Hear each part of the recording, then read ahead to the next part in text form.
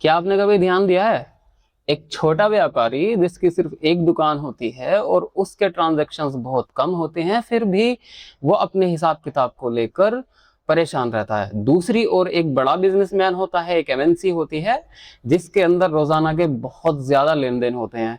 किसी किसी एमएनसी के करोड़ों कस्टमर्स होते हैं, तो उनके लेन देन कितने होते होंगे, बट उसको कोई टेंशन नहीं होती है हिसाब किताब की। ठीक है, तो ऐसा कैसे होता है? इसका सीधा सा जवाब है अकाउंटिंग।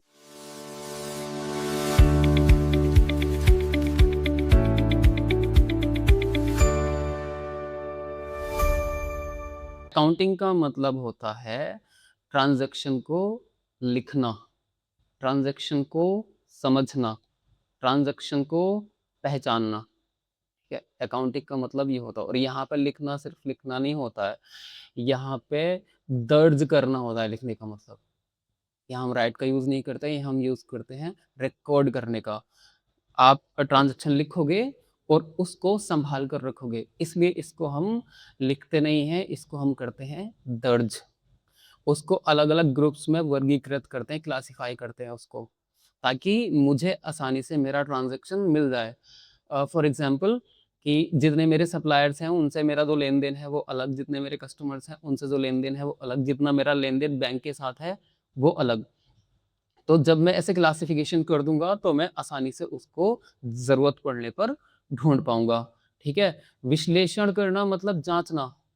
ठीक है, कि जो कोई ट्रांजैक्शन मेरे लिए क्या प्रभाव डाल रहा है मेरे बिजनेस पर, उसको हम विश्लेषण करते हैं कि कौन सा ट्रांजैक्शन फायदेमंद है, कौन सा ट्रांजैक्शन जो है हमको नुकसान दे रहा है। और उसके बाद हम उसकी रिपोर्ट देते हैं। किसको रिपोर्ट देते हैं? बिजनेस ओनर को रिपोर्ट देते हैं या गवर्नमेंट को रिपोर्ट देते हैं, ताकि वो बिजनेस की प्लानिंग कर सके और गवर्नमेंट बड़े बड़े प्रोजेक्ट्स की प्लानिंग कर सके। ठीक है, अब हम ये समझते हैं कि ट्रांजैक्शन क्या होती है। ठीक है, क्या समझते हैं हम कि ट्रांजैक्शन क्या होती है?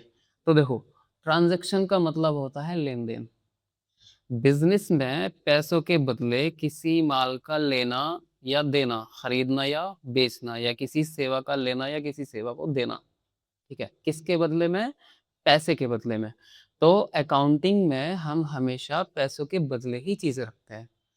कोई चीज अगर मैंने 15,000 रुपए की खरीदी है, तो मुझे वो 15,000 रुपए देने हैं, तो वो जो चीज मैंने ली है उसकी वैल्यू 15,000 रुपए होनी चाहिए, तभी मैं 15,000 दूंगा। ठीक है, इसी प्रक्रिया को हम कहते हैं लेन देन। ठीक, तो आज के वीडियो में सिर्फ इतना ही। हमने छोटी सी बात समझी है कि अकाउंटिंग का मतलब क्या होता है, लेन देन को सही ढंग से लिखना, ताकि हम आसानी से अपने बिजनेस का हिसाब किताब रख सके। लेन देन क्या होता है? लेन देन होता है पैसों के बदले में किसी माल का खरीदना या बेचना, किसी सेवा का लेना या किसी सेवा का देना। किसके बदले? पैसों के बदले। हम हमेशा अकाउंटिंग में पैसों की बात करते हैं। किसी भी चीज़ की वैल्यू जब हम लेंगे, निकालेंगे, उसको कंपेयर करेंगे, तो हम हमेशा क्या करते हैं? पैसों के बदले में उसको हम कंपेयर करते हैं। मैंने अगर कोई सेवा ली है और उस सेवा का जो मूल्य है, उसकी जो वैल्यू है, वो इतने पैसों की नहीं है जितने पैसे सामने वाला बंदा माँग रहा है, तो मैं उस सेवा को नहीं लूँगा। मुझे पहले से पता होना चाहिए कि इस ये सेवा इतने पैसों के लायक है भी या नहीं है। ठीक है? तो अभी हम ऐसी एक-एक कॉन्सेप्ट करके सीखेंगे। अभी की क्लास में सिर्फ इतना ही। Thank you.